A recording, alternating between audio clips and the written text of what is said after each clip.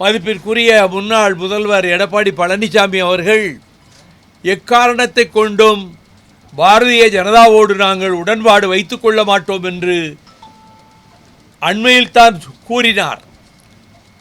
அதற்கு பின்னர் பாரதிய ஜனதா கட்சியினுடைய சில கொள்கைகளை எல்லாம் விமர்சித்து பேசினார். ஆனால் திடீரென்று அவர் டெல்லிக்கு சென்றதும், பிறகு சட்டமன்ற உறுப்பினர் நண்பர் செங்கோட்டையன் சென்றதும், செங்கோட்டையன் 2 முறை சென்றதும், இதற்கு பிறகு இங்கே அமித்ஷா வருவதாக திடீரென்று அறிவிப்பு வந்து கூட்டணி அரசு அமைக்கப் போகிறோம், அதிமுக தலைமையில் கூட்டணி என்று அந்த வார்த்தையும் சொன்னார். ஆனால் இந்த அறிவிப்புக்கு முன்னால் மாநில முதல்வராக இருந்த அண்ணா திராவிட முன்னேற்ற கழகத்தினுடைய பொதுச் செயலாளர் மதிப்புக்குரிய எடப்பாடி பழனிசாமி அவர்கள் ஒரு வார்த்தை பேசவில்லை.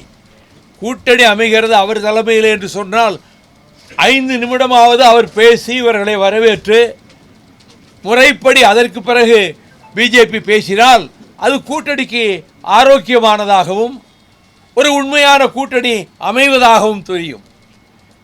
அவர் மௌனசாமி போல பேசாமல் அமைதியாக அமர்ந்துவிட்டு முழுவதையும் அமித்ஷா அவர்களே பேசி சில கேள்விகளுக்கு சொன்ன பதில்களெல்லாம் தமிழ்நாட்டுக்கு சாதகமாக எந்த முடிவையும் அவர் அறிவிக்கவில்லை என்பதையும், இந்த கூட்டணி எக்காரணத்தை முன்னிட்டும் பிஜேபியோடு சேரமாட்டோம் என்று சொன்ன மதிப்புக்குரிய எடப்பாடி பழனிசாமி அவர்கள் இப்பொழுது இப்படி திடீரென்று அவர்கள் முடிவெடுத்து அறிவித்திருப்பதும், இது நிலைக்குமா, இது நீடிக்குமா, அல்லது ஒரு 3-4 மாதத்துக்குள் அவர்களுக்குள்ளே ஒரு கருத்து வேறுபாடு உருவாகி குலையுமா, எதுவுமே தெரியாது.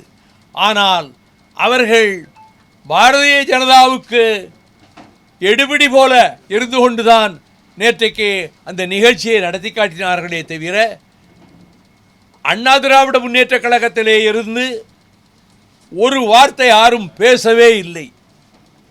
ஆகவே இந்த கூட்டணியை பொறுத்தமட்டில் அவர்கள் கூட்டணி நீடித்தாலும் சரி, நீடிக்காவிட்டாலும் சரி, அல்லது யாராவது 1-2 கட்சிகளை இனியும் புதிதாக சேர்த்து கொண்டு அவர்கள் கூட்டணி நாங்கள் பெரிய பலமான கூட்டணி என்று சொன்னாலும், திராவிட முன்னேற்ற கழகத்தின் தலைமையிலே இருக்கக்கூடிய நம்முடைய கூட்டணி மிகப்பெரிய வெற்றியை பெறும். 234 தொகுதிகளிலும் வெற்றி என்ற இலக்கை முன்வைத்து தமிழகத்தினுடைய முதலமைச்சரும் நம்முடைய கூட்டணியினுடைய தலைவருமான இந்தியா கூட்டணியிலேயே முக்கிய அங்கம் வகிக்கின்ற தமிழகத்தினுடைய முதலமைச்சர்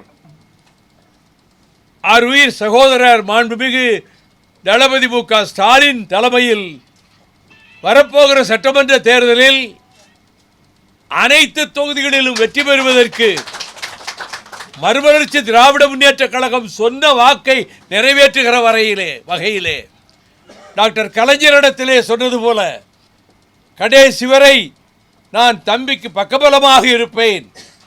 பாதகம் செய்பவரை கண்டால் நாம் பயம் கொள்ளலாகாது பாப்பா. மோதி மிதித்து விடு பாப்பா, அவர் முகத்தில் உமிழ்ந்து விடு பாப்பா. அண்மை செய்திகளை உடனுக்குடன் தெரிந்து கொள்ள இணைந்திருங்கள் எம் நாடு தொலைக்காட்சியுடன்.